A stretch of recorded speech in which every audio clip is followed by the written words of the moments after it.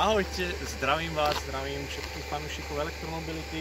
Ako vidíte, som v Ústí, som na novej nabíjačke EON. Ústí je málo nabíjačiek, je tu nová nabíjačka. Čo bol prvý problém, ho trošku nájsť.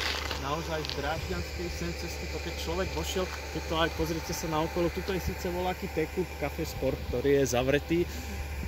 Asi je otvorený iba cez víkendy, neviem, nepozeral som to, ale nájsť to bolo trošku pošemetné. Ale našli sme to, lebo to bolo aj z jednej strany, zavretá brána z druhej, že či to je vôbec verejná, ale tak je. A ako vidíte, sú tu dva stojany, poprosím, dvakrát AC, jedenkrát DC, dajú sa to nabíjať dve autá.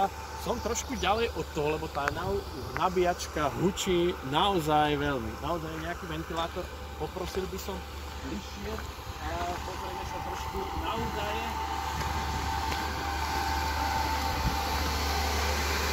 Tak poprosím kameru, tuto vidíme, že sa do 80%, 11 minút do 100%, 32 minút, 51% máme v baterke, 4 minúty sme tu, 8,2 kW sme nabrali, naberáme sa 120 kW výkonom, toľko ponúka táto nabíjačka. Naozaj hučí veľmi, čo bol naozaj problém, je spustiť to. Chvíľku som s tým maturoval. Tu je aj na klasickú, na kartu, že len priložíte kartu, stiahne vám to účtu a ide to. Nič takého sa neudialo. eJoin má svoju aplikáciu. Do tej aplikácie funguje to tak, že si tam dáte peniaze. Ja som si tam dal eurá a potom bol problém, že to dať na české koruny, áno, lebo sme v Čechách.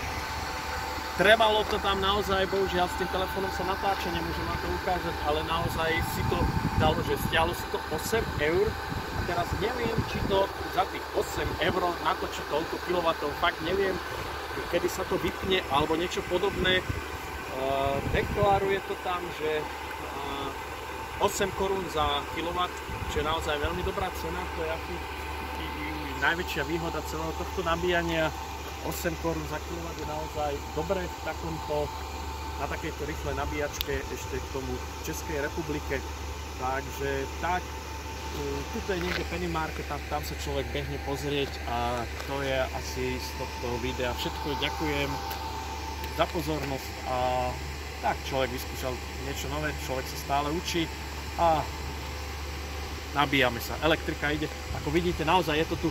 Ešte teraz tuto je len ochranný kábel, teraz je to tu vykopané, je to tu čiste nové, ale možno sa to tu rozrastie a do budúcna investícia super. Ahojte!